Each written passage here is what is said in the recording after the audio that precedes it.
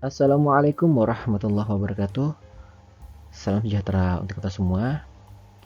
Oke, ketemu lagi pada pembelajaran di channel ini tentang Fundamentals of Vector Calculus, yaitu dasar-dasar dari kalkulus vektor. Nah, jadi di sini saya tidak hanya menjelaskan tentang teorema atau teori-teori dari vektor kalkulus, namun juga beberapa aplikasi dari beberapa bidang yang sekiranya itu dapat memberikan Anda contoh lebih jelas terkait dengan teori-teori atau teorema dari kalkulus vektor. Selamat menyimak. Sekarang kita akan membahas tentang derivatif dari fungsi vektor. Apa sih filosofi dari derivatif ini? Derivatif ini sebenarnya intinya cuma selisih ya. Nilai akhir kurang nilai awal dibagi dengan selisih waktu. Namun selisih waktu ini yang terjadi pada kasus nilai akhir nilai kurang nilai awal ini itu terjadi hampir mendekati nol waktunya. Sehingga disederhanakan biasa dalam bentuk matematika fungsi seperti ini. dv per dt itu. Nah, namun kalau misalkan kayak gini kan tulisnya agak panjang ya, dv per dt ini. Makanya di pembahasan ini kita tulisnya pakai aksen aja. Jadi v vektor aksen t, ya ini ada arti diferensial, tapi sama dengan maksud ini. Ini sama dengan maksud yang ini. Dimana kalau misalkan ada tiga vektor ya berarti v1 aksen t maksudnya diferensial diferensial vektor 1, v2 aksen t maksudnya diferensial vektor 2, dan V3 aksen T maksudnya adalah diferensial atau turunan dari vektor ketiga. Gitu ya. Jadi nanti kalau ada tanda aksen ini artinya maksudnya dv per dt ya. Cuma kita tulis lebih ringkas aja pakai aksen. Nah, sekarang kita akan membahas tentang sifat-sifat dari turunan. Sifat-sifat turunan itu sebenarnya ada banyak. Cuma ini diantaranya aja. Oke, jadi kalau misalkan ada perkalian skalar dengan sebuah vektor dan diturunkan, maka si skalar ini nggak ngaruh di sama turunan. Yang kena turunan cuma yang vektornya aja. Kemudian kalau ada penambahan O vektor tambah V vektor diturunkan, maka masing-masing vektor kena turunan juga. O aksen vektor tambah V vektor aksen gitu ya. V vektor aksen vektor ya sama aja lah ya. Pakai maksudnya begitu. Namun kalau di perkalian ya U dot V ya U vektor dot V vektor diberikan turunan, maka masing-masing variabel dapat turunan sekali dikalikan satu kali vektor yang non turunan. Maksudnya adalah U aksen vektor ini kan turunan nih. U aksen vektor ini nggak turunan. Ditambah ini nggak turunan U vektor di dot vektor V turunan. Itu ya. Nah, dibikin pula halnya kalau perkalian silang. Jadi U vektor cross V vektor diturunkan, maka masing-masing variabel gantian kenanya. Kalau istilah saya sih gantian ya. Jadi kalau misalkan U aksen cross V vektor ditambah U aksen cross V vektor gitu ya. U aksen cross V vektor tambah U vektor cross V vektor aksen gitu ya. Maksudnya U vektor turunan cross vektor V ditambahkan U vektor cross turunan dari vektor V gitu ya. Nah, kalau misalkan U VW ini diturunkan ya secara bersamaan dalam satu vektor, nggak ada perkalian, nggak ada penambahan seperti itu, maka masing-masing vektor juga dapat jatah istilahnya gantian. Jadi awalnya U vektor turunan dulu nih diturunkan, VW nggak turunan, ditambahkan U-nya nggak turunan, V-nya turunan sekarang, W nggak turunan, ditambah U dan V nggak turunan, W-nya turunan. Nah, nanti saya kasih contoh ya, pakai contoh vektor yang lebih real untuk dipahami lagi tentang sifat-sifat dari derivatif ini.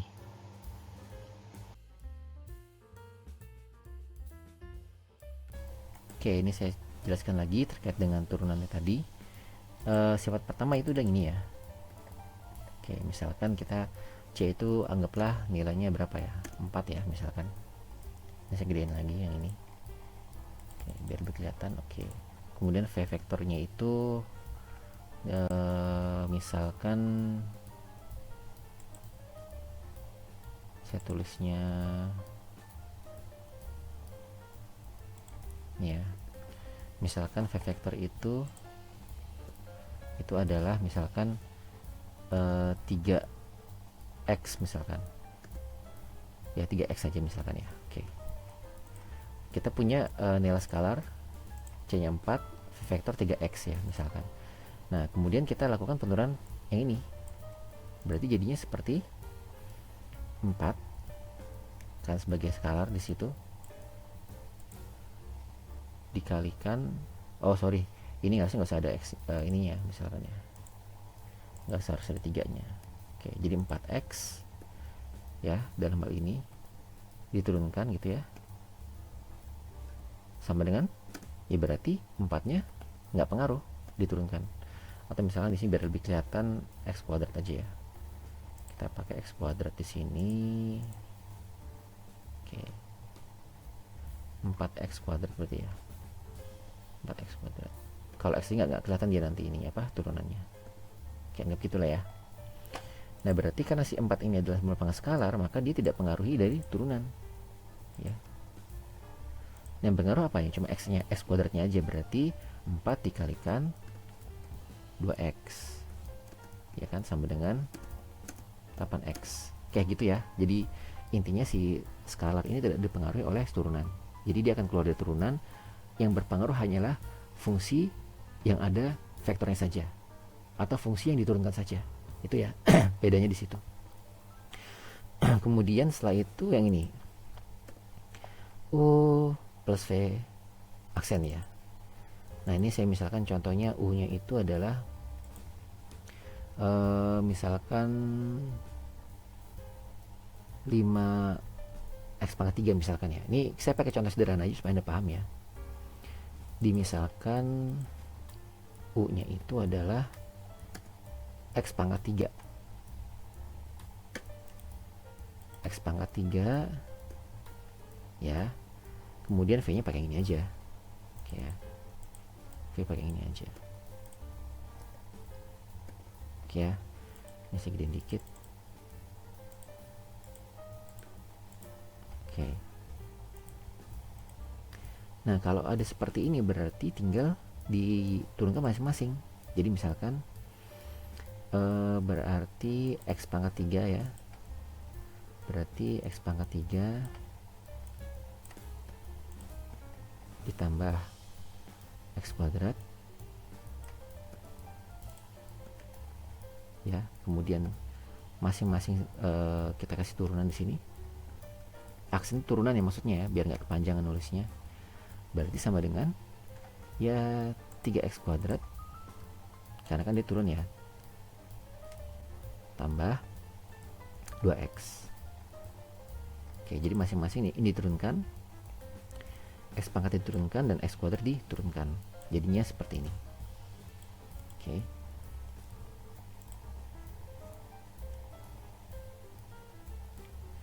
Kemudian kalau perkalian titik, nah perkalian titik ini pun sama.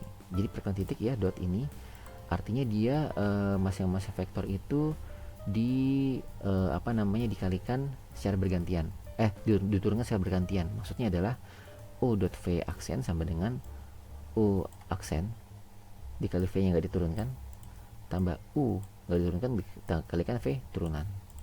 Maksudnya misalkan gini, saya pakai contoh sederhana aja ya. Misalkan saya punya vektor itu seperti ini, 3x y misalkan. Ini 3x y ini adalah x nya adalah vektor U, y nya adalah vektor v ya. Ini kita turunkan misalkan. Oke. Gitu ya. Oke, sama dengan, nah berarti gantian. Nah awalnya kan ingat ada skalar, dia nggak ngaruh, jadi 3 nya bisa kita keluarin ya, nggak pengaruh ke perhitungan. Pertama U nya dulu diturunkan. Kalau U diturunkan terhadap X, hasilnya adalah 1 gitu di sini. 1 dikalikan Y ditambah U nya tetap berarti X dot Y nya turunkan berarti 1 gitu ya, sehingga sama dengan 3x plus y, y plus x, y plus x ya, kemana lagi gitu ya. Nah situ ya. Oke, seperti ini. Ini contoh sederhana jadi biar Anda paham maksudnya ya. Nah kalau perkalian cross silang juga gimana? Nah ini juga perkalian silang ya. Jadi Kalau ini saya ambil contoh yang gampang aja vektornya. Misalkan kita punya vektor itu gini, anggaplah cuma ini ya, bisa turun lagi. Anggaplah cuma dua ini ya, cuma dua vektor ya. Misalkan cuma dua komponen ya. Misalkan saya punya vektor u itu, ini saya bikin baru lagi. Oke. U aksen itu x pangkat 3 misalkan ya, tambah x pangkat 4 misalkan x pangkat 4. Oke, x pangkat 4 seperti ini. Kemudian kalau untuk v aksennya, v vektornya itu anggaplah x kuadrat plus x ya misalkan ya. Gini ya. Oke. Saya buat agak sini jadi biar nggak lompat-lompat halaman ya. Oke, seperti ini. Nah, ini kalau kita crosskan vektornya. Jadi ini saya tulis lagi. Kasih aksen. Nah, berarti kan di-crosskan vektornya nih. Nah, berarti akan sama dengan itu tadi atasnya. Jadi kita pertama u aksen dulu kita tulis. Nah, berarti kita turunkan u aksennya. Kan tadi u-nya ini. U-nya adalah ini, ya kan? Kalau u aksen berarti gimana? Ya gampang aja, berarti 3x kuadrat tambah 4x pangkat 3. Oke ya, itu turunannya. Kemudian v aksen itu adalah ini ya. Berarti v aksen itu sama dengan 2x. Kan turunkan tambah 1. Ini jadi nggak ada ini ya. 2x aja tambah 1. Oke gitu. Nah, setelah punya ini semua baru kita masukkan ke rumus ini. Berarti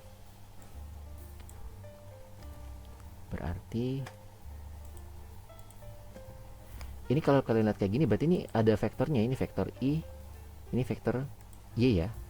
Ini jadi di sini tuh walaupun ini cuma penamaan biasa yang kayak gini, saya harapkan Anda udah terbiasa ya. Jadi kedepannya kalau ada kayak gini dia ada vektornya di sini. Gitu. Juga ada vektornya di sini. Jadi nggak usah ditulis lagi kan, udah dibilangin kan di awal pertemuan kan. Tapi nggak saya tulis ke bawahnya kepanjangan ya. Gitu. Anggap ini, jadi ini adalah sebuah vektor. Oke. Nah kemudian ini kita tinggal masukkan, berarti sama dengan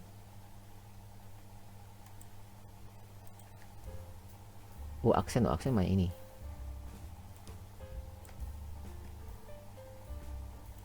Ini ya dalam kurung cross ya. Ingat bukan dot ya, kalau dot langsung dikalikan. Ini kalau cross nggak bisa, kita ada metodenya lagi. Cross v itu yang ini. Oke.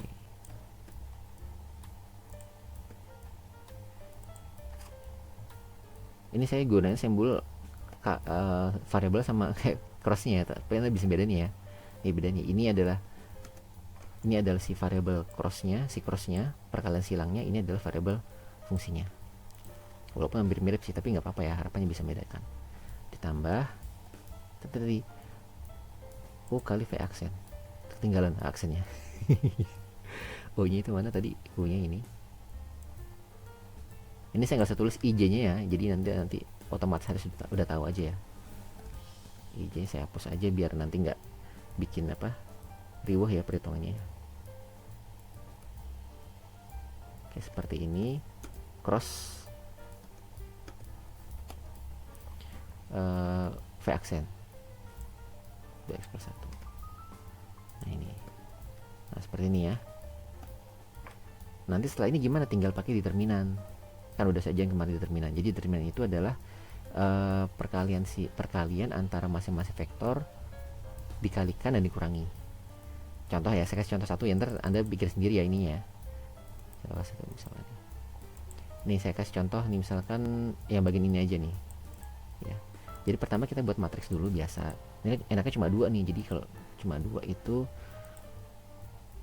kayak gini. Terus buat yang seperti ini ya. Ini taruh dalam matriksnya seperti ini. Oke. Nah, ini pasti komponen X. Ini komponen X ya. Kenapa? Ini ada vektor I nya sebenarnya. Ini komponen Y, komponen Y. Tuh. Jadi 3x kuadrat, ini x ya, yang x sama x.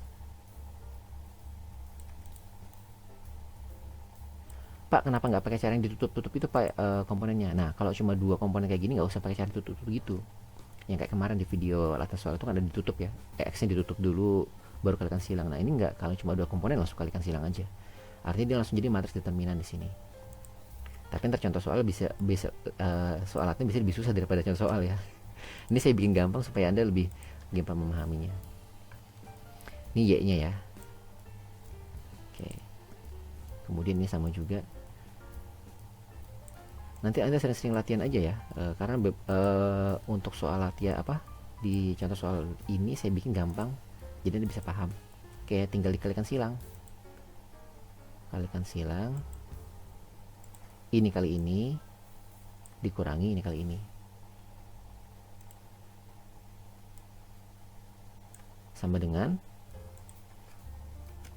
S, jadi geser ya di bawah aja. Sama dengan jadi 3x kuadrat dalam kurung ya, 3x kuadrat. Apa saja dari sini dikalikan x ya, dikurangin x kuadrat dikalikan 4x pangkat 3, dikalikan 4x pangkat 3, 4x pangkat 3. Nah begini, sama dengan ya, itu tinggal dihitung aja ya, dapat nilai hasilnya. Ntar di ini juga sama caranya seperti itu ya. Oke, lanjut ke sifat berikutnya, UVW aksen. Berarti misalkan U-nya udah ada ya, U pakai yang ini aja, V pakai ini, tinggal W ya. W itu misalkan W vektor itu, ini saya kopas dulu aja ke sini ya. Saya kopas dulu, taruh sini. W-nya itu misalkan adalah apa ya? Yang vektor yang gampang aja ya. Bentar, vektor yang gampang aja, misalkan W-nya itu adalah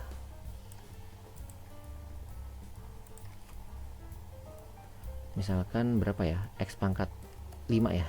X pangkat 5 tambah banyak, tambah x kuadrat aja dah, x pangkat 6. Oke, misalkan ya, misal x pangkat 6. Oke, x pangkat 6 ini ya. Ya udah, tinggal pergantian aja ntar. Jadi tinggal Anda hitung masing-masing turunannya, terus tulis di sini gitu ya. Jadi nggak usah deh, kita agak sederhana aja deh, ini agak panjang soalnya. Kalau panjang ntar gini, misalkan x itu x pangkat 3 ya, ini x kuadrat, ini x pangkat 5 misalkan. Kita bikin panjang soalnya penulisan panjang nanti nih. Nah berarti kalau UVW aksen, nah ya tinggal ditulis aja. Berarti UVW aksen ya, ngikut lagi nih ini ya, sama dengan, atau UVW atas itunya ya maksudnya ya.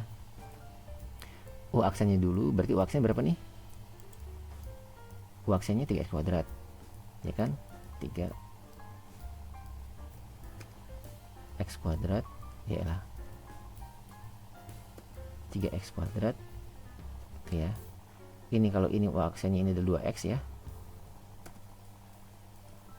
Kalau misalnya diaksenkan gitu, saya nggak usah terus lagi ya, Anda harapannya udah paham itu maksudnya. Kalau W aksen ya, W aksen itu nilainya adalah 5x pangkat 4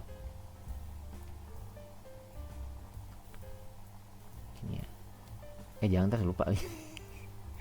Ntar dulu ini ya, pokoknya sebelah sini ini aksennya ya, ini Anda paham aja ya. Sama dengan 5x pangkat 4. Oke, seperti ini. Tinggal tulis di sini. Jadi ini kita kopas.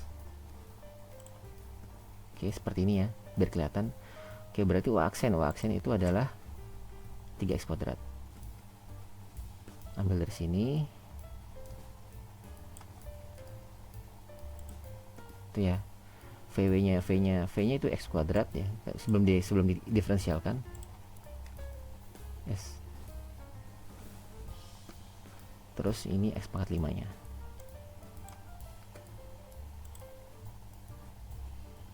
Oke, ini ya. Dan seterusnya gitu, nanti sama kayak gitu ya. Tinggal dimasukin aja sesuai dengan urutan dia di sini.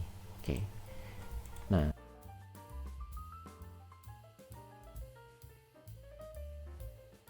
berikutnya adalah partial derivatif dari sebuah fungsi vektor.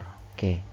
Jadi anggaplah kita punya fungsi vektor seperti ini ya, di mana v vektor itu ada v1, v2, v3, dan seperti saya sudah bilang sebelumnya ya, kalau Anda nemu kayak begini itu berarti maksudnya itu adalah v1 sumbu x, v2 sumbu y, v3 sumbu z ya. Ini udah hal yang lumrah ya. Karena kalau kita nulis kayak gini kan panjang, makanya biasa orang nulisnya kayak gini aja. Tapi ketika ada orang nulis seperti ini, nah Anda harus langsung paham kalau ini langsung ke sini ya, maksudnya yang ini. Oke. Nah, sekarang adalah first order. First order ini adalah turunan diferensial pertama. Jadi do V per do Tm sama dengan do V1 per do Tm X tambah do V2 per do Tm J plus do V3 per do Tm K. Nah, tentu kita harus paham dulu ya. Ini ada simbol do ini apa sih maksudnya? Do itu adalah turunan. Jadi kalau misalkan kita punya fungsi seperti ini ya, misalkan Vx sama dengan 2 ya, jangan deh, x kuadrat ya, x sama dengan x kuadrat. Nah, kalau dia cuma punya satu fungsi ya, seperti ini, satu variabel, maka dia dikatakan diferensial total. Simbolnya beda. Jadi kalau misalkan Anda tulis diferensialnya, misalkan di sini saya tulis diferensial berarti df per dy, misalkan df per dx ya, per dx, artinya diturunkan terhadap fungsi x. Ini huruf d ya. Cuma tulisannya begini. Oke, sama dengan 2x. Nah, ini kalau yang x kuadrat. Nah, kalau dia fungsinya punya 3 fungsi seperti yang di atas ini, punya 3 ini nih, x, y, z. Nah, seperti ini. Ini kan nggak bisa dikatakan dia menggunakan turunan total. Ini kan turunan total nih, karena hanya satu variabel saja. Nah, kalau punya 3 komponen seperti ini, dia nggak bisa pakai turunan total, tapi menggunakan turunan parsial atau the partial derivative. Jadi partial derivative itu adalah ketika fungsi memiliki lebih dari satu komponen, maka turunannya dikatakan turunan partial derivative. Contoh misalkan kita gampang aja dulu ya, fx, y sama dengan 2xy misalkan ya, 2xy.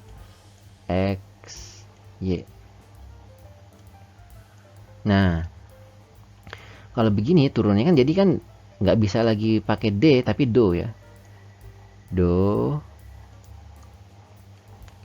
f per do x gitu ya. Ingat, sama dengan dia hanya turunkan terhadap x saja, yang y jadi konstan, jadi 2y.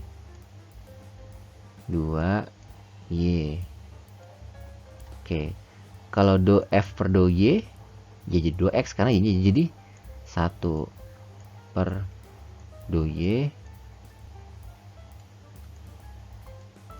sama dengan 2x. Oke, ini basicnya. Nah, jadi ini turunan pertama ini, yang do ini itu adalah representasi dari yang ini. Itu implementasinya ya. Jadi ini turunan pertama, ini turunan kedua kalau yang ini.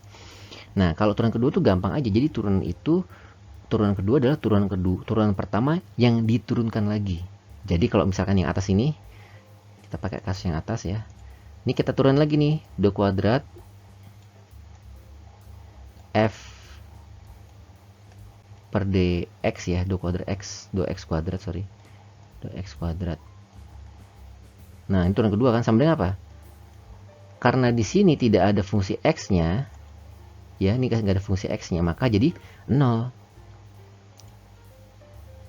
0. 0. Oke. Demikian pula kalau kita turunkan D kuadrat F, D kuadrat F per DY kuadrat, DY kuadrat, ya kan, sama dengan, nah, kita lihat sini sekarang. Di sini nggak ada fungsi Y kan? Do per do Y sama dengan 2X. Artinya ini bukan fungsi Y, tapi fungsi X, sehingga jadinya ya 0 lagi, karena dia sebagai skalar. Oke. Nah, jadi dengan in nutshell, kalau ini adalah turunan pertama, ini adalah turunan kedua. Walaupun simbolnya kayak begini-begini, ini maksudnya turunan kedua. 2 kuadrat V vektor dibagi do T L dibagi do TM. Maksudnya T1 DT apa? Kalau di sini kan dx kuadrat nih. dx ya. Kalau ini dtl dtm. Tapi sama-sama merujuk ke sini juga, sama ya. Ini sama-sama merujuk ke sini juga. Oke. Itu untuk partial derivatif. Nah, sekarang kurva. Kurva ini anggaplah seperti lintasan ya. Jadi kalau misalkan Anda dari sini, posisinya misalnya dari Bandung mau ke Karawang. Berarti di Bandung, di Karawang ya. Itu bukan dari Cikini ke Gonang Dia, bukan ya. Kalau Cikini ke Gonang Dia itu pantun ya. Oke. Nah, ini adalah lintasan. Anggap lintasan. Nah, bagaimana kemudian merepresentasikan lintasan kita ini dari Bandung ke Karawang ini dalam sebuah persamaan matematika? Ya pakai ini. Jadi R vektor T sama dengan, jadi maksud vektor kurva ini ya, titik sini itu bisa kita nyatakan dalam XT, YT, dan ZT. Maksudnya gimana Pak? Ini tuh ada posisi dia di X, di Y, dan T. Ya contoh kalau misalkan ya, Anda ngirim Sherlock ke teman Anda menggunakan WhatsApp ya. Nah di WhatsApp tuh kan ada petanya tuh. Nah peta itulah yang ada koordinatnya kan, X-nya berapa, Y-nya berapa, Z-nya berapa. Nah itu koordinat maksudnya, itu kurva. Jadi koordinat titik di dalam sebuah lintasan kurva. Jadi kalau selama Anda perjalanan dari Bandung ke Karawang, dan Anda kan ngelewatin dulu kan, stasiun apa dulu tuh? Stasiun Bandung, terus stasiun naik kereta Walahar, dari Walahar terus tiap stasiun berhenti gitu ya. Kenapa ya, kereta ekonomi ya? Contohnya. Ya anggaplah naik kereta ekonomi ya, Walahar ya. Walahar bukan ya? Walahar itu yang kereta kota ya. Jadi anggaplah Anda naik misalkan kereta cepat Bandung ya, dari Bandung ke Karawang naik kereta. Kan setiap stasiun kan lewatin ya di sini ya. Lewatin. Nah, di satu titik Anda berhenti misalnya di stasiun apa misalkan. Stasiun apa sih nggak tahu. Stasiun A misalkan. Nah, stasiun A ini bisa kita nyatakan dengan X, T, YT, dan ZT. Gitu ya. Nah, sementara itu kalau dalam konteks dia koordinat kartesian, posisi Anda di stasiun A ini bisa dinyatakan dalam bentuk vektor, yaitu adalah XT, X dalam unit vektor X, YT dalam unit vektor Y, dan ZT dalam unit vektor Y. Gitu ya. Jadi posisi Anda di stasiun mana? Oh, stasiun A. Di mana? X-nya 2, Y-nya 3, Z-nya 5 misalkan gitu. Itu posisi Anda di stasiun A. Jadi menyatakan posisi Anda dalam sebuah lintasan yaitu dari Bandung ke Karawang di stasiun A. Oke, sekarang kita coba aplikasi dalam bidang teknik elektro. Nah, apa sih aplikasi kurva pada bidang teknik elektro? Yaitu adalah ini. Jadi kalau misalkan analisis dari motor yang berotasi, itu kan dia berotasi nih, muter gitu ya. Nah, putaran motor ini itu kita bisa buat sebuah kurva. Jadi kalau misalkan anggaplah motor itu berputar dari sini ya. Sini. Kan dimuter ke sini ya, gitu ya, ke sini misalkan. Ini titik akhirnya. Nah, titik A. Ini titik B. Kan? Ini kurvanya seperti ini. Nah, kalau kita nyatakan titik A dan B ini dalam sebuah bentuk kurva, ya bisa. Jadi tinggal kita bikin persamaannya. Nanti kita asumsikan bahwa motor berputar pada kecepatan sudut yang konstan. Posisi awal motor pada 0 derajat misalkan ya. Dan kita ingin mengetahui posisi dia pada posisi akhirnya. Jadi A ke B. Nah, nanti ada persamaannya, tinggal dibikin. Nanti jadi kayak gini. Ini posisi awal motor, ya, dimuter terus sampai ke sini. Jadi ini adalah posisi awal dan posisi akhir dari si motor ini. Selanjutnya adalah tangen pada sebuah kurva. Jadi kalau misalnya kita punya sebuah kurva seperti ini ya, di kurva dari sini ke sini, kurva ya, sini yang hitam ini kurva. Nah sementara kita pingin membuat sebuah tangen. Tangen itu apa sih? Tangen itu adalah semacam garis lurus ya dari sebuah kurva ini. Ya kalau dalam bahasa kita biasanya disebut optimasi. Ya tapi kalau optimasi mungkin terlalu tinggi, kita anggaplah selisih aja ya, selisih ya. Jadi kalau misalkan kita punya kurva seperti ini, dimana kita ingin membuat sebuah optimasi ya, sebuah tangen dengan titik 0 ke P adalah RT, nilai titik awalnya, dan titik akhir adalah Q, R plus R dalam kurung T plus delta T. Ini awal, nih akhir. Nah tangen itu adalah yang menggaris ini nih. Nah ini garis, nah ini tangen nih. Jadi tangen itu adalah sesuatu garis lurus yang menyentuh sebuah kurva. Nah, jadi kalau dinyatakan dalam bentuk matematika, yaitu R aksen T sama dengan limit delta T mendekati 0, di mana per delta T dikalikan R vektor dalam vektor akhir ya, maksud R plus delta T dikurangi vektor awal yaitu RT. Nah, dia akan menembus sebuah garis lurus seperti ini. Oke. Nah, bagaimana unit vektor untuk si tangen ini? Ya, unit vektor gampang rumusnya. Tinggal dibagi antara besar turunannya R vektor aksen dibagi dengan besar dari R vektor aksen. Ya, ini unit vektornya. Unit vektor menyatakan satuan dari si tangen ini. Satuan dari si tangen ini. Kan ada unit vektor I kan, ada unit vektor J, ada unit vektor K. Nah, itu kan kalau dalam bentuk vektor satuan. Kalau ini unit tangen vektor itu ya ini rumusnya. Jadi besar dari si R aksen vektor dibagi dengan nilai dari vektor R aksen dibagi dengan panjang atau besar dari R vektor aksen. Itu ya tangen vektornya. Tangen dari sebuah kurva. Oke, sekarang kita akan membahas sedikit contoh studi kasus tentang perlambatan sinyal pada sebuah kabel ya. Sekarang asumsikan bahwa kita punya sebuah kabel koaksial ya. Jadi kabel koaksial itu adalah sebuah kabel yang punya banyak lapisan. Ya, ini biasanya paling dalam ya, di tembaga, ada insulasinya, ada bagian copper mesh-nya, dan ada outside insulation-nya. Oke, biasanya untuk kabel-kabel misalnya kabel antena gitu ya. Antena TV kayak gitu ya. Oke, jadi biasanya kalau kita ingin mentransmisikan sinyal, itu biasanya kita ingin menganalisis karakteristik sinyal selama dia melalui si kabel ini. Dan kita ingin mengetahui lokasi sinyal sesaat selama dia berjalan dalam kabel ini. Nah, itu bisa dihitung pakai menggunakan rumus yang tadi. Ya, tangen vektor. Jadi tangen vektor itu kalau dalam bahasa aplikasinya itu sebenarnya kita ingin menentukan posisi dia sesaat saat dia melalui sebuah transmisi. Dalam konteks ini misalkan sinyal melalui kabel ini dan kita ingin mengetahui posisinya pada sebuah waktu ya. Misal waktu pada 5 detik ya. Bagaimana sih posisi dia sesaat pada waktu di 5 detik ya pakai rumus ini. Cuma karena ini agak advance maka nggak terus saya bahas ya. Jadi cukup tahu aja bahwa rumus tangen itu bisa kita gunakan di dalam aplikasi menentukan lokasi sinyal sesaat pada proses perlambatan dia melalui kabel. Ya, tapi nggak saya bahas lebih lanjut ya karena ini termasuk yang advance-nya. Tapi ini contoh aja, contoh dari case tadi tangen kurva tadi ya. Selanjutnya adalah menghitung panjang kurva. Jadi kalau misalkan kita punya sebuah kurva seperti ini ya. Ya, tadi lintasan tadi ya dari Bandung ke Karawang misalkan ya. Oke, ini anggaplah sebuah kurva lintasan. Nah, kita diminta menghitung berapa sih panjang kurvanya. Maka untuk menghitungnya dengan jarak misalkan sini A sampai B ya, misalkan di sini ini titik A, anggap titik B gitu ya. Oke, kita bisa menghitung dari rumus ini. L itu panjang kurva sama dengan integral, karena integral itu kan sebenarnya jumlah dari seluruh yang di sini ya, kecil itu di jumlah kecil-kecil ya,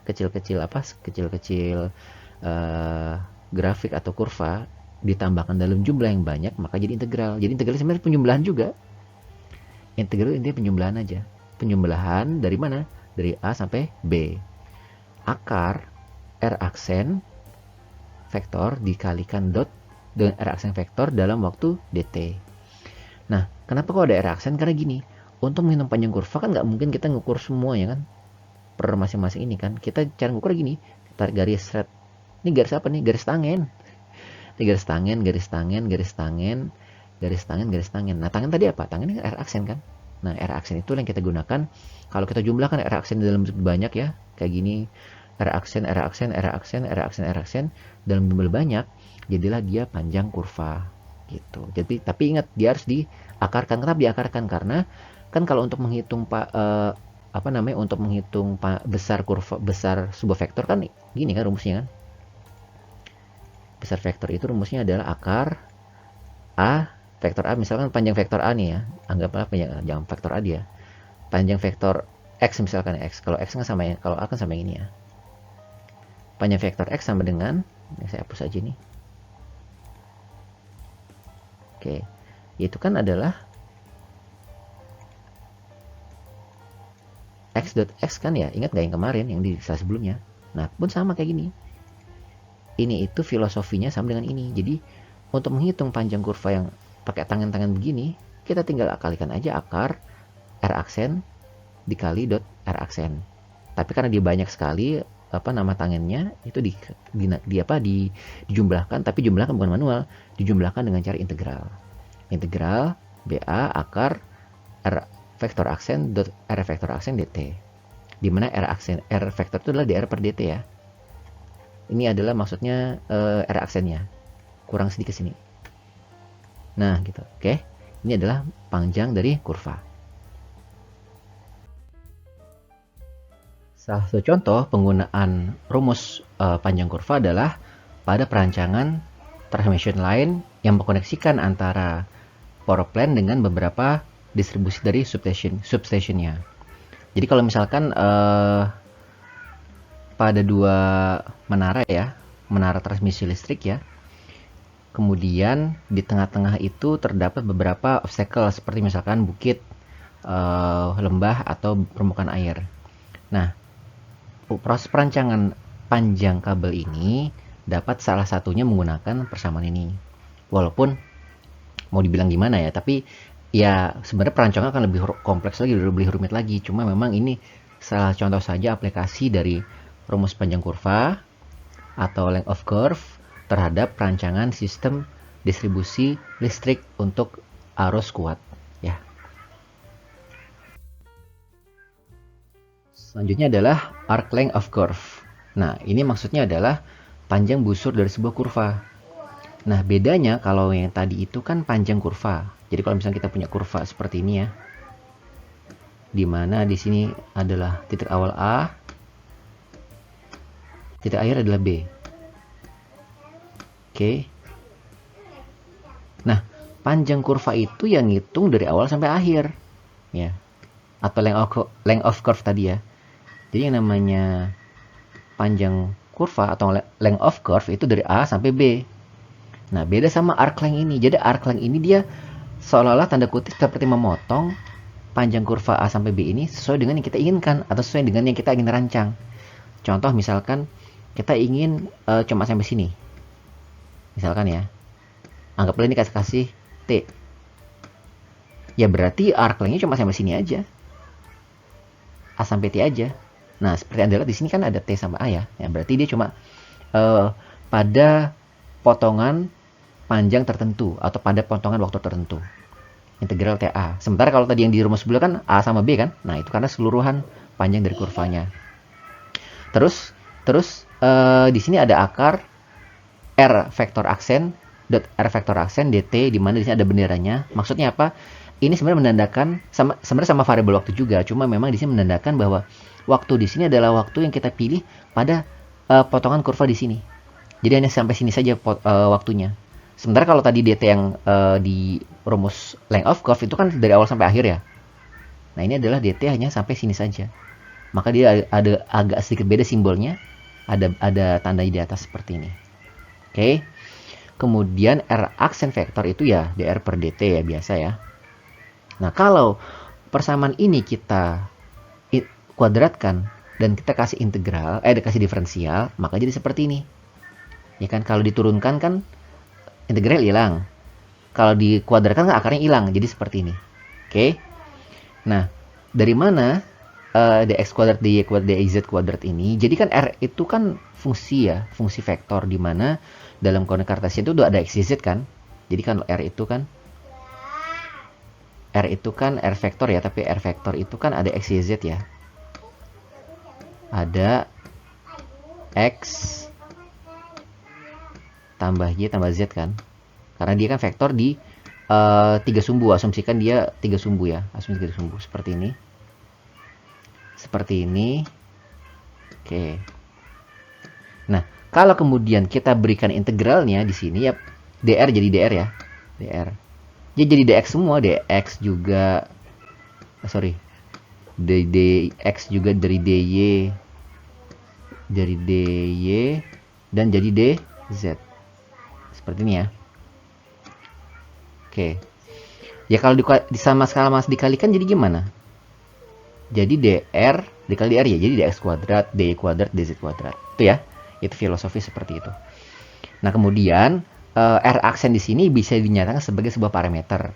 Nah, kalau parameter biasanya kita misalkan, permisalan r aksen ini kita misalkan sebagai u vektor s. Jadi, kalau misalkan kita misalkan r aksen vektor ini sebagai sebuah parameter lain, itu juga bisa.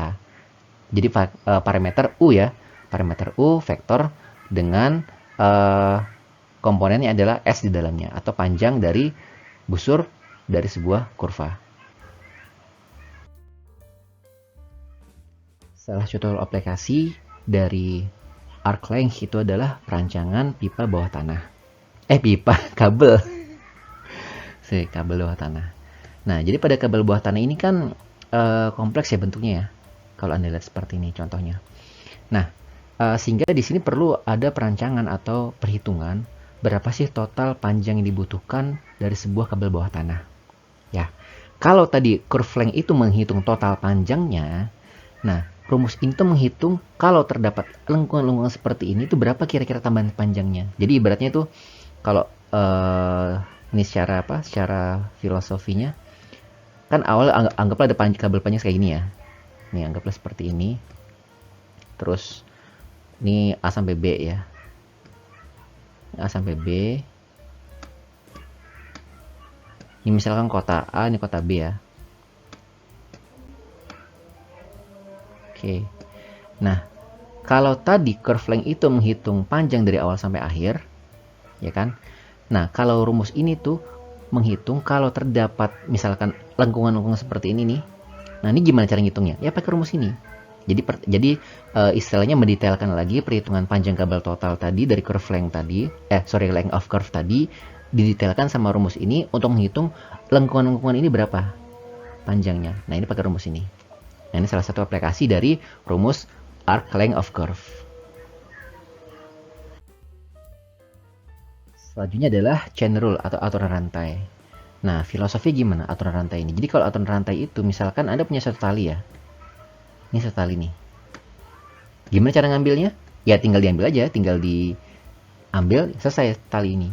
Ambil set, selesaikan talinya, kita ambil. Nah, gimana kalau misalkan talinya ada banyak? Misalkan ada satu tali, tali kedua, tali ketiga, tali keempat, tali kelima, tali keenam. Nah, misalnya ada banyak tali. Gimana cara ngambilnya? Gimana cara ngambil tali yang banyak ini? Gimana caranya? Satu-satu, wah kelamaan. Paling cepat kan caranya kita ambil semua bersamaan, seret, jadi satu gitu. Ambil tali langsung bersamaan, langsung kita ambil. Kalau daripada satu-satu ngambilnya kan lama. Nah, mengambil tali ini secara bersamaan dalam waktu yang bersamaan itu adalah chain rule. Itu filosofinya kayak gitu. Nah, jadi dalam konteks ini kita balikin lagi. Jadi chain rule ini ibaratnya kita ingin menyelesaikan berbagai macam variabel ya dalam sekali proses. Itu adalah chain rule. Contoh misalnya di sini kita punya fungsi y sama dengan f, x, y dan z, di mana masing-masing fungsi x, y, dan z ini punya variabel dalamnya lagi, yaitu uv, dan uv. Nah, sehingga kita selesaikan langsung pakai yang namanya diferensial parsial. Jadi diferensial atau turunan parsial. Langsung selesai dw per du sama dengan dw per dx dikalikan dx per d. du tambah dw per dy dikalikan dy per du plus dw per dz dikalikan do z per do u ya. Oke. Tadi do ya, bukan d ya. Oke, kemudian do w per do v sama dengan do w per do x dikalikan do x per do v ditambah do w per do y dikalikan do w per do v plus do w per do z dikalikan do w per do v. Oke, jadi ini ibaratnya mengambil seluruh variabel dalam sekali proses. Itu adalah aturan rantai. Oke, selanjutnya, kalau cuma dua variabel gimana? Berarti kan xuv, yuv, z-nya nggak ada kan? Berarti ya hilang yang do w per do z-nya. Jadi cuma do w per do x dx per do w per do x do x per du tambah do w per do y dikalikan do w per du. Oke, nggak ada dz-nya ya. Nah, namun kalau ternyata cuma 3 variabel saja, tapi tidak ada variabel internal lagi, kalau ini kan masih ada uv, di sini nggak ada. Ya lebih sederhana lagi, berarti di mana kita asumsikan bahwa x itu adalah fungsi dari t, y adalah fungsi dari t, maksudnya berubah terhadap waktu ya, z itu berubah terhadap waktu juga. Berarti tinggal dikalikan 2 per 2x dikalikan dx per dt, di mana dt ini berubah dari sini. Karena si x ini kita asumsikan dia berubah terhadap waktu. Itu pun dy dan juga dz. Ya ini lebih sederhana lagi fungsinya. Jadi yang sebenarnya yang bikin agak kompleks itu adalah fungsi dalamnya ini. Ya variabel dalamnya ini. Yang menyatakan dari si x ini ada uv lagi. Tapi kalau nggak ada lebih sederhana lagi. Untuk case study atau contoh studi kasus dari chain rule itu adalah perhitungan perubahan arus di dalam sebuah rangkaian listrik. Jadi kalau misalkan kita punya sebuah aliran listrik ya, melalui sebuah kompleks sirkuit misalnya seperti ini ya. Ini ada lilitan, ada resistor, ada tegangan, ada saklarnya. Oke. Nah, kita diminta menghitung rate change of current. Jadi kita diminta menghitung perubahan arusnya terhadap waktu pada beberapa poin atau beberapa tempat dari rangkaian listrik ini.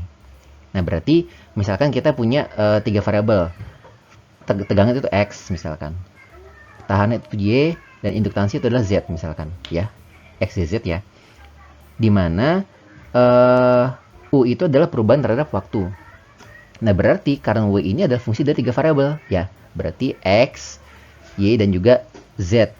Nah, di mana masing-masing X, Y, Z ini juga berubah terhadap waktu. Jadi adalah fungsi U juga. Jadi rumusnya adalah W, X, Y, Z, tapi dalamnya ada U lagi. Jadi kalau kita tulis itu W sama dengan tadi kan X, Y, Z ya. X volt tegangan. Terus Y tahanan. Z adalah induktansi.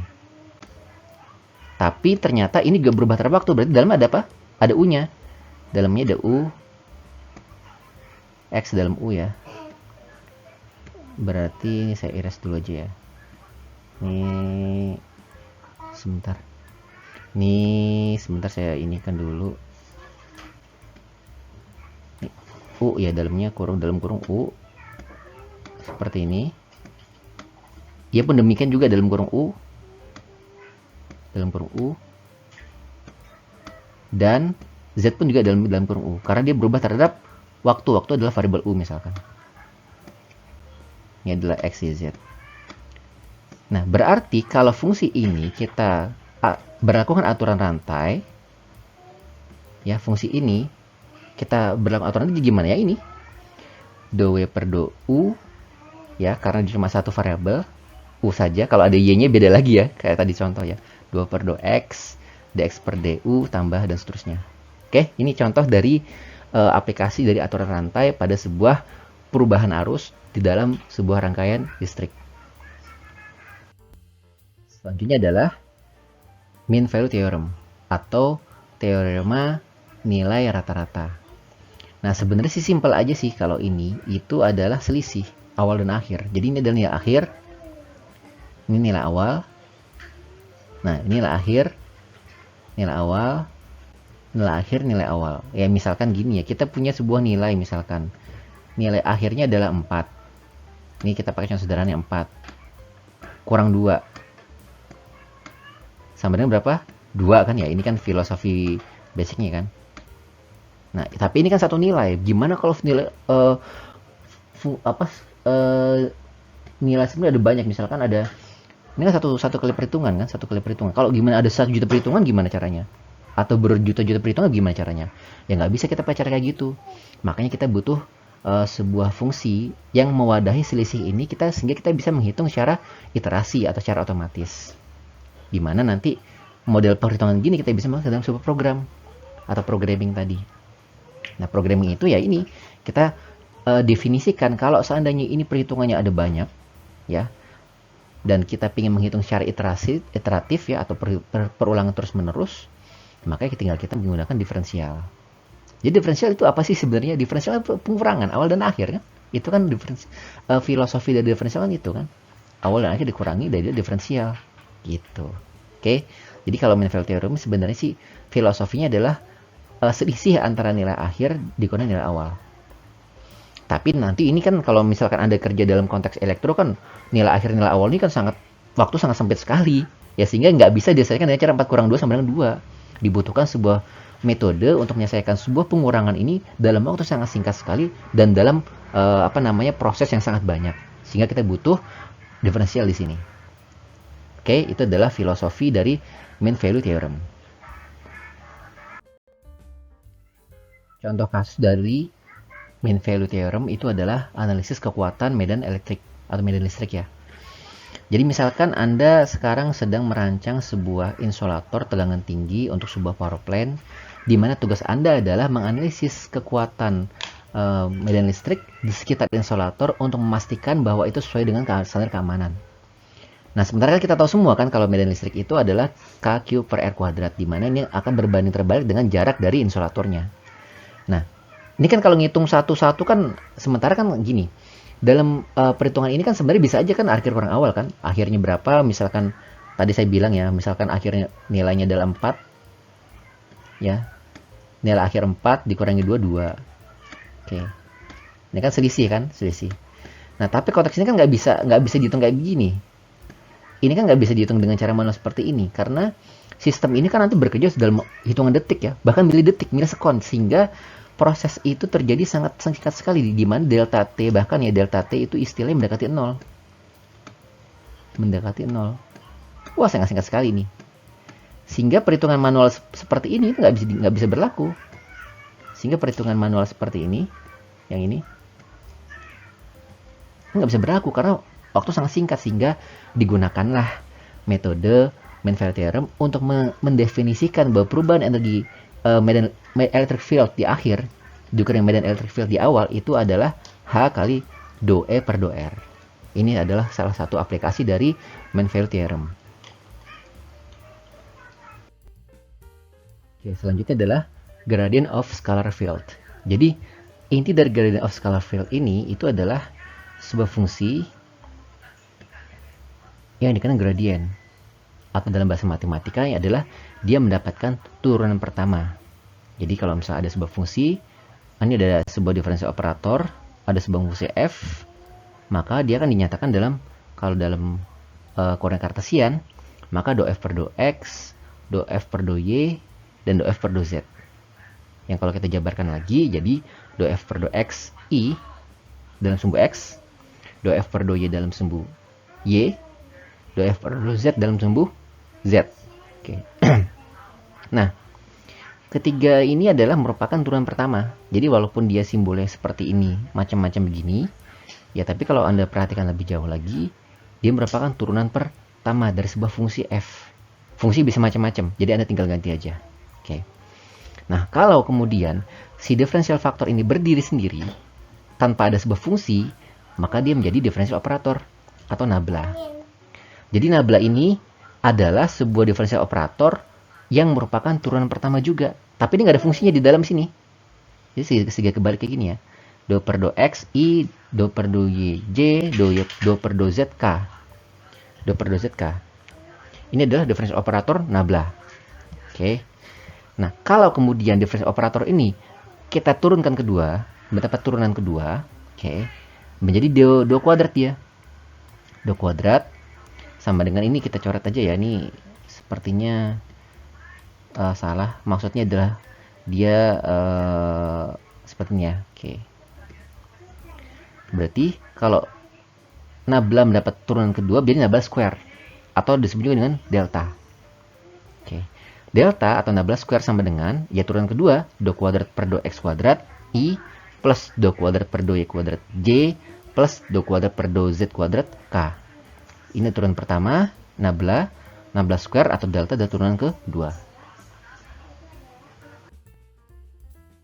Aplikasi dari gradient of scalar field atau turunan pertama dari sebuah differential operator nabla itu adalah pada distribusi temperatur pada komponen listrik. Jadi kalau misalkan ada banyak komponen listrik ya, ada chip, ada kapasitor, ada transistor, ada resistor ya kan. Itu kan pasti kalau digunakan secara terus-menerus kan akan panas. Nah, seperti dilihat di gambar di samping, ini adalah analisis elemen metode hingga atau finite element method dari sebuah komponen listrik ya. Oke, gimana cara mengetahui distribusi temperaturnya? Dengan menggunakan itu tadi differential operator nabla, di mana temperaturnya karena ini asumsi pada dua sumbu ya, x dan y, maka T dalam kurung x, y adalah Tx plus Ty. Artinya adalah temperatur pada sumbu x dan ini temperatur pada sumbu z. Sehingga kalau misalkan ada 3 sumbu ya tinggal tambahkan aja Tz gitu ya. Oke. Nah, dengan demikian, kalau kita mau menganalisis distribusi temperaturnya, kita tinggal menggunakan differential operator nabla. Sehingga nabla dot T sama dengan dot T per dx I plus dot T per do Y J plus dot T per do Z K. Namun karena ini kita asumsikan dia hanya pada 2 sumbu, maka dia yang Z dicoret ya. Ini dicoret. Oke, jadi tinggal dipecahkan persamaan ini dengan menggunakan entah itu menggunakan metode analitis atau menggunakan metode numerik. Aplikasi dari nabla square atau delta itu adalah pada potential elektrostatik di dalam kapasitor plat sejajar. Jadi kapasitor tahu ya, kapasitor itu kan adalah sebuah komponen komponen listrik yang dapat menyimpan muatan di antara plat sejajar di sini. Nah, ini dapat dianalisis dengan menggunakan nabla square atau delta. Kenapa? Karena gini, pernah saya jelasin di kelas ya. Jadi kalau kan nabla square itu kan simbolnya kan segitiga kebalik kuadrat sama dengan do kuadrat per dx kuadrat i plus do kuadrat per do y kuadrat j plus do y kuadrat per do z k. Oke. Nah, ini kalau kita taruh dalam sebuah fungsi, misalkan adalah fungsi misalkan potensial listrik ya. Nabla square atau delta v ya sama dengan do kuadrat v per dx kuadrat i plus do kuadrat v per do y kuadrat j plus do kuadrat v per do z kuadrat k. Nah, ini akan sama dengan 0. Nah, pernah saya jelaskan di kelas ya. Jadi kenapa sama dengan 0? Karena begini, yang namanya potensial listrik di antara sebuah plat kapasitor itu pasti punya batas maksimum kan. Nggak mungkin tiba-tiba diisi terus, ibaratnya meledak kan kapasitornya kan. Nah, itulah filosofi kenapa kemudian Laplace equation untuk potensial listrik itu sama dengan 0. Supaya kemudian dia tetap menyeimbangkan muatan di antara kedua sini, baik itu muatan positif maupun negatif itu dalam kondisi yang seimbang, sehingga disama dengan 0 di sini. Ini adalah aplikasi dari Laplace equation untuk potensial listrik dalam analisis elektrostatik potensial di dalam sebuah kapasitor plat sejajar. Selanjutnya adalah divergence of vector field. Divergence itu apa? Divergence itu gampang gini. Kalau Anda punya satu ember ikan misalkan ya, satu ember ikan. Kemudian ikan itu Anda taruh dalam ember tersebut ya. Ambil satu ember gini ya. Anda isi air. Lalu Anda isi ikan di sini. 1, 2, 3 terus seterusnya gitu ya. Maka si ikan ini kan akan gerak kemana-mana dia. Gerak kemana-mana gitu. Tapi dia nggak bisa keluar ember kan. Kalau keluar ember ikannya mati. Nah, gerakan ikan kemana-mana di dalam ember ini adalah divergence. Oke, itu adalah di divergence. Nah, sekarang kalau divergence dalam vektor, konteks itu adalah nabla dot v, di mana do v1 per do xi plus do v2 per do y j plus do v3 per do y k. Ini adalah divergence dalam konteks vektor. Jadi divergence dalam konteks vektor adalah turunan pertama. Nah, sekarang divergence ini pun bisa kita aplikasikan pada gradien. di mana gradien fungsi tadi ya. Di mana gradien fungsi itu kan sebenarnya adalah eh, nabla juga kan, nabla f juga kan, sehingga kalau nabla ketemu nabla jadi ya nabla kuadrat atau nabla square atau delta, sehingga 2 kuadrat f per 2x kuadrat i plus 2 kuadrat f per 2y kuadrat j plus 2 kuadrat f per 2z kuadrat k. Sehingga bisa disimpulkan bahwa divergens dari sebuah gradien f itu adalah sebuah nabla square atau delta dari sebuah fungsi. Aplikasi dari divergens adalah menghitung kerapatan arus dalam sebuah kabel.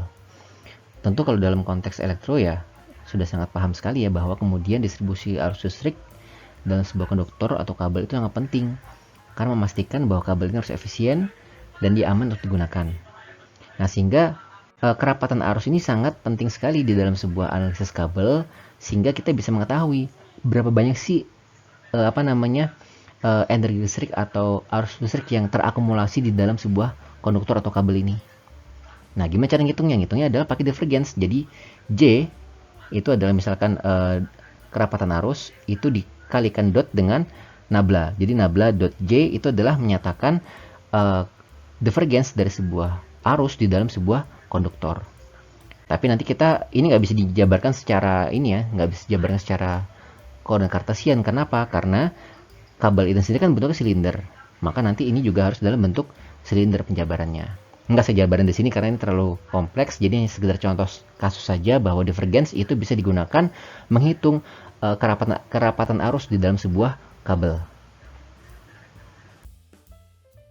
Salah satu analisis divergens dari gradien F itu adalah dalam analisis elektrostatik di dalam sebuah kapasitor. Jadi kalau misalnya kita diminta untuk mendesain ya sebuah kapasitor dengan plas jajar, yang ini merupakan komponen sangat umum sekali dalam dunia elektronik ya. Tujuan Anda adalah menganalisis distribusi potensial listrik di antara plas jajar kapasitor dan memahami bagaimana pengaruh medan listrik di dalam kapasitor. Nah, gimana caranya? Caranya adalah kita menggunakan persamaan divergens gradien F di mana nabla square atau delta F. Kalau dalam konteks potensial listrik itu nabla square F atau delta F itu sama dengan 0. Kenapa? Karena kita harus memastikan bahwa potensial listrik yang terjadi dalam kapasitor ini harus dalam kondisi yang seimbang. Seperti saya jelaskan sebelumnya ya. Sehingga itu sama dengan 0. Sehingga nabla square atau delta F sama dengan 2 kuadrat F per dx kuadrat I plus 2 kuadrat F per 2y kuadrat J plus 2 kuadrat F per 2z kuadrat K. Ini sama dengan 0. Nah, baru nanti kita selanjutnya pakai fungsi, kemudian bisa beberapa metode. Bisa metodenya secara numerik, menggunakan iterasi komputer, atau metode secara analitis. Nanti tergantung juga persamaan dari F-nya apa. Nanti baru nanti kita selesai lebih lanjut dengan menggunakan kedua metode tadi itu. Apakah metode analitis ataukah metode secara numerik. Kemudian sekarang kita belajar tentang curl of a vector field. Atau sebenarnya apa ya? Ringkasnya seperti ini sih, putaran dari sebuah medan vektor. Nah, jadi curl vektor atau curl F itu sama dengan nabla atau differential operator nabla cross V, di mana V ini bisa fungsi apapun ya, Sehingga kalau dinyatakan lebih lanjut ya, seperti yang kita pelajari pekan lalu, kalau ada cross vector gini dibikin seperti ini. Misalkan tiga komponen ya, berarti IJK ini adalah komponennya, 2 per 2X komponen X, 2 per 2Y adalah komponen Y, 2 per 2Z adalah komponen K. Ya, 2 per 2X adalah X, 2 per 2Y adalah Y, 2 per 2Z adalah K atau Z ya. Kemudian V ini sendiri adalah V1, V2, V3. Nah, ini berarti caranya adalah sama seperti pekan lalu saya ajarkan, yaitu adalah perhitungan di vektor perkalian silang ya, perkalian silang vektor ya. Cuma ini bedanya di sini ada diferensialnya, itu aja bedanya. Kalau kemarin kan semuanya vektor semua nih, V1, V2, V3, A1, A2, A3 gitu kan. Nah, sekarang ini diganti dengan sebuah diferensial parsial ya. Cara cari gampang sama seperti pekan lalu, jadi tinggal Anda bikin yang sekiranya mau dihitung, misalkan yang X ya. menghitung X berarti ada lingkaran yang X semua. Ini ya. Oke. Lalu tinggal kalikan silang deh ini. Kalikan silang ini. Dikurangin ini sama ini. Ya kan sama ya. Oke. Dan seterusnya ya. Ini cara sama seperti yang pekan lalu. Oke. Nah, cuma bedanya kalau pekan lalu ditandai minus, ini positif. Tandanya itu aja deh ya. Ini positif juga. Oke. Nah, kemudian di sini jelaskan bahwa gradien f kalau dikerolkan itu adalah 0. Kenapa? Karena pada prinsipnya gradien itu tidak berputar, tidak rasional. Tipenya di irasional kok irasional. Jadi irasional atau tidak berputar. Sehingga kalau diputar atau dikerolkan dia 0. Sementara curl ini putaran itu kan sifatnya convergence. Nah, kalau dibikin divergence-nya dikalikan divergence-kan, maka dia 0 juga karena curl ini bukan sebuah divergence. Karena dia berotasi atau kemudian dia lebih dapat dikatakan sifatnya konvergen. Maka ketika dikenakan divergence maka sama dengan 0 juga. Aplikasi dari curl vektor itu adalah pada perhitungan medan magnetik. Jadi kalau misalnya kita punya sebuah kabel ya, kabel atau kawat yang di area arus, ada arusnya, maka di sekitar kawat ini akan muncul medan magnetik. Nah, kita pengen menghitung berapa sih medan magnetik di sekitar kawat ini. Itu adalah dengan menggunakan curl. Jadi caranya adalah curl B atau nabla dikalikan silang atau cross produk dengan B atau medan magnetiknya. Akan mendapatkan distribusi medan listrik di sekitar kawat atau di sekitar kabel ini. Demikianlah video pembelajaran tentang dasar-dasar dari kalkulus vektor. Sampai ketemu lagi di video pembelajaran selanjutnya. Assalamualaikum warahmatullahi wabarakatuh.